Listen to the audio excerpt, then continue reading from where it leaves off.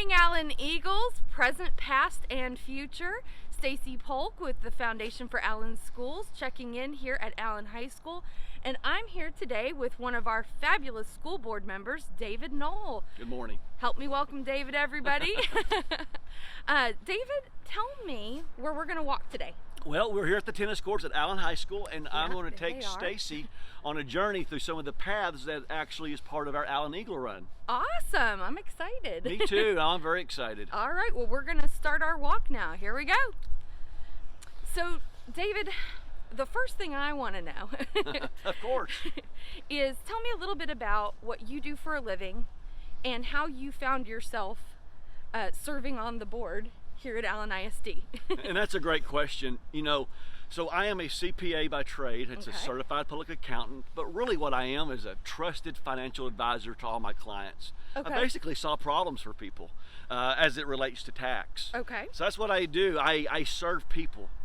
You know, and when I think about my journey on the Allen ISD school board, I reflected on that actually a lot the last several weeks. And did it start when I was on the District Improvement Plan and Planning Committee with Dr. Zeller? Or did it really start when I was in kindergarten in Coleman, Texas, when a teacher by the name of Miss Pearson poured into my life and my journey began there? Since then, I've been part of the District of Innovation. I've been on the couple of Project Kids, but it all ended up where I had the opportunity to run for school board here in Allen, and I am blessed to be on the board. Yeah. Well, how did you become interested as far as, I mean, serving is something that a lot of people don't know.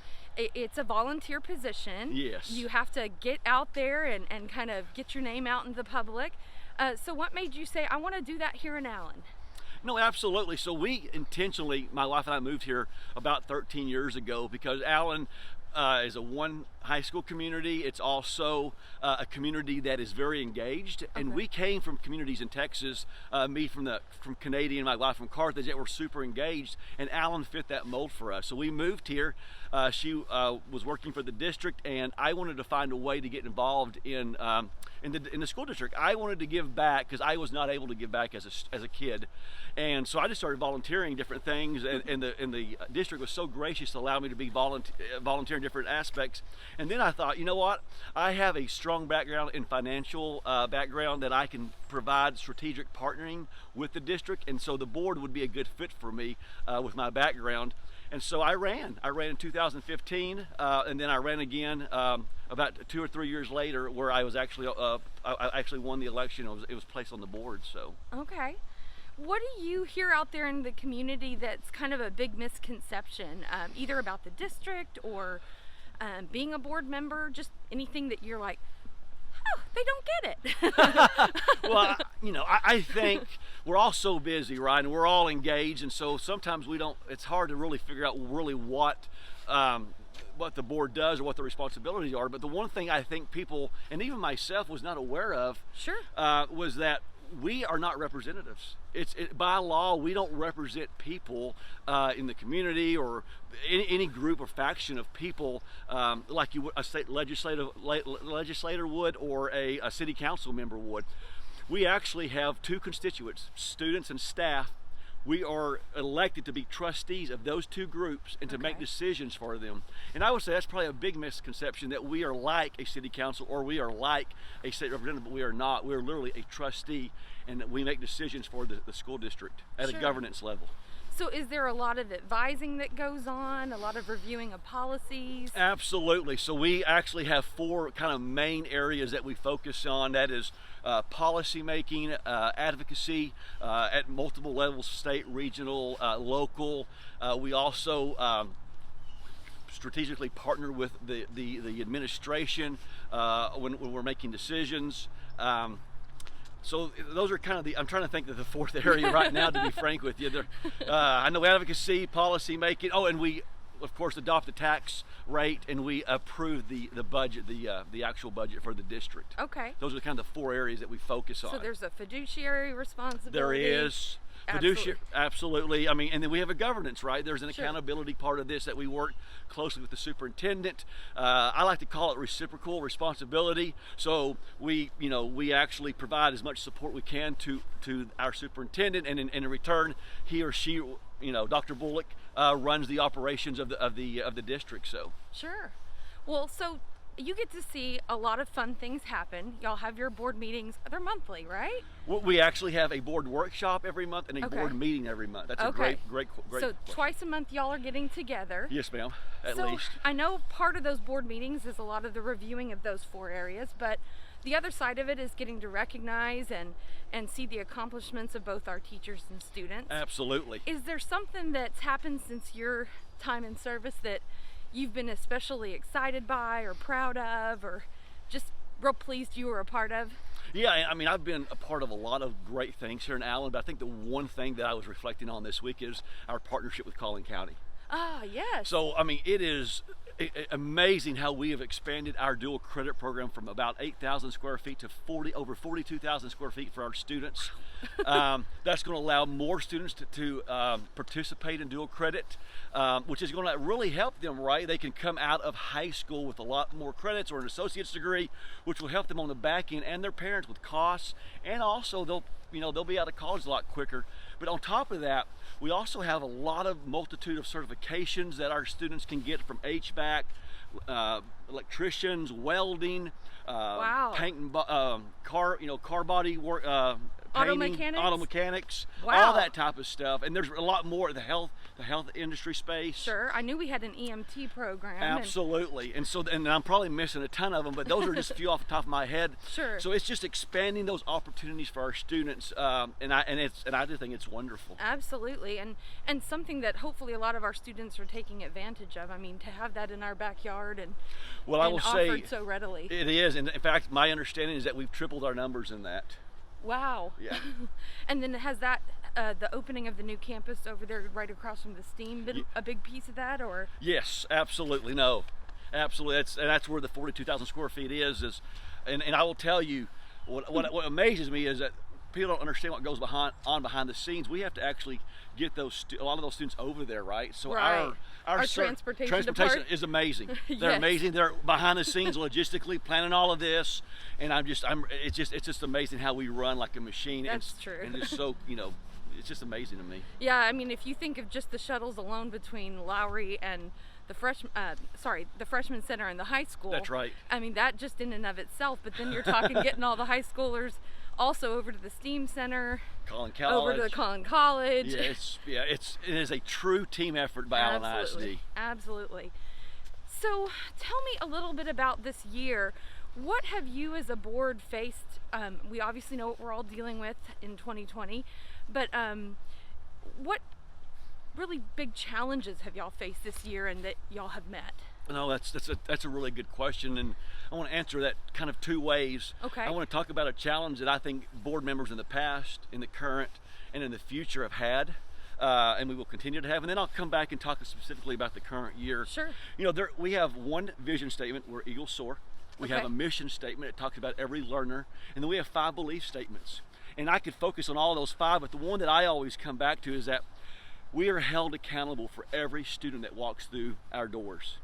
And I believe that has weighed heavily on our past boards, our current board, and our future boards, because it is such a responsibility for us to make sure that every kid is learning. Sure. And that our staff is supported. I would even go as far as say that our staff should be part of that, and say, are we supporting them with professional development and opportunities for them to expand their knowledge? The resources they need. Absolutely. Sure.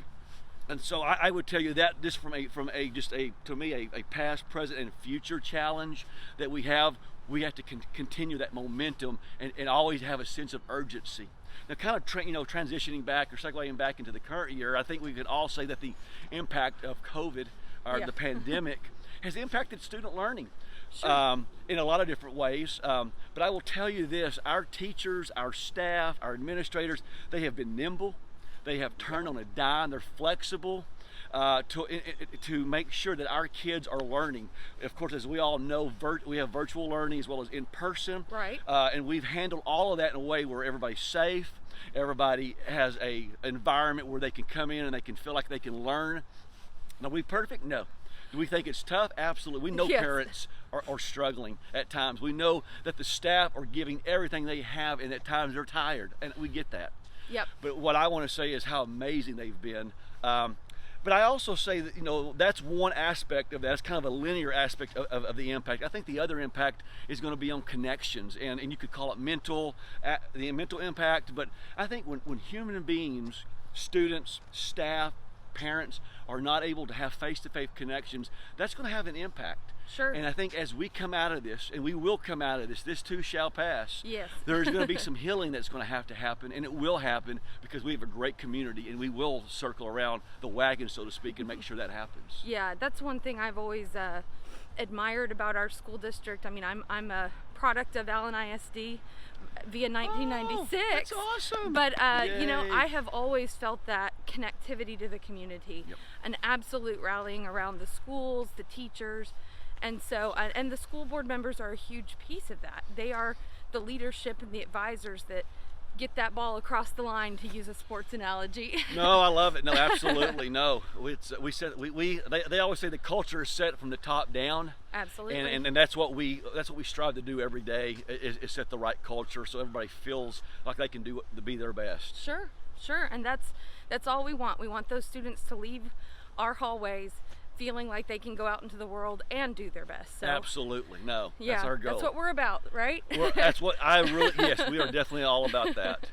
So I want to shift gears a little bit. Of course. You have been a huge help to not only me, but race directors before me here in Allen ISD and the foundation. The foundation is responsible for the Allen ISD Eagle Run each year. And we do it as a community health initiative and something fun for our community to be involved in. But it is at its heart a fundraiser. Of course. And all of that money goes right back into student scholarships and classroom grants. So it impacts every campus at Allen ISD. And this year, you're number 13. Of Right. course, right? Of course. Lucky number 13. Lucky number 13. We are having to go virtual. And so I know you're a runner. Yes. You're also an integral part of my race management team, because you're the guy that gets us started each year. Right. You help with the course marshals and just all the lineup that happens when you guys get into your racing corrals. So, David, why do you think it's important for people, even in this strange year, even with a virtual race, to still get involved, to still throw on that t-shirt and go out and walk in their community? No, that's absolutely. I will say this. Number one, it's a connection to the community. Even though you're running virtually or walking virtually, I guarantee you're probably going to see somebody out there that may be, of course, socially distanced, that's saying, hey, I'm running for the Allen Eagle Run. It's that connection. Yep. So I would say that's number one. But I would say the other part of this is that the money that we raise goes to our staff for grants, our students for scholarships. It all goes back into our Allen ISD. And so I would say, for those very reasons, connection, and just that we're pouring back into our kids and our staff, we all need to continue to participate in this. Plus, for me, we've never missed one, and I'm not going to say I'm not missing this year. This isn't the year, right? That's right. We have a streak going. My wife has ran it every year. Yes, she has. She's got all the t-shirts, y'all. All the t-shirts, and I have participated every year in some capacity. Yes. Well, being up front and making sure the race goes off without a hitch is a big job, and he's the one that helps me with that each year. So absolutely. I will say this: the one year that I did place is the year that we ran 2 miles. Hey. So I know people don't want to talk about that, but for me, it was a highlight. You're like, I made amazing time. I know, my goodness. That race lives in infamy. I've heard a lot about it. I think I was working registration that day. I was a volunteer at the time, but that's funny. No, I mean, you have to laugh about these things, guys. Part of the journey. It's part of the journey. It's stories to tell your kids and grandkids. Absolutely. Well, anything else you'd like to just share before we sign off? Maybe something fun about the district or fun about you, or just something you'd like the people to know. Well, let me tell you this. I'm kind of a geek when it comes to looking at history and stuff, and I went back and looked at the foundation's tax return, and it says they were formed in 1997. That's so correct. What is pretty cool about this is that the foundations have been impacting our students and our community since 1997, and I just want to give a shout out to them. All the hard work you guys do. You are I always say you're the arm or arm of the Allen ISD, kind of a bridge between the community and the school district. And I just want to say continue doing that, because what you do matters. And if we were able to go back and look at all the kids that we've impacted and see where they are today, I know they would give a big shout and a big thank you. Absolutely, and trust me, Regina has been here for all of it, our director, and she's seen the changes, the growth, and honestly, in a job like ours where you raise money and you give it out to people and you do have those feel-good moments, but you never really know how wide sweeping that impact is. But there's a lot of heart in it. The connection we get to have to the community is something we truly value. So we hope our community will come out and enjoy the Eagle Run 2021 this February. Come out, join up, participate. Get the cool t-shirt. Right. And have some fun with us, you guys. We are going to sign off here from, gosh, where did we end up? We are here at the lacrosse field is what I like to call it. Yes, we're over. We've made the rounds. Bye from Allen High School. See ya. Thank you so much.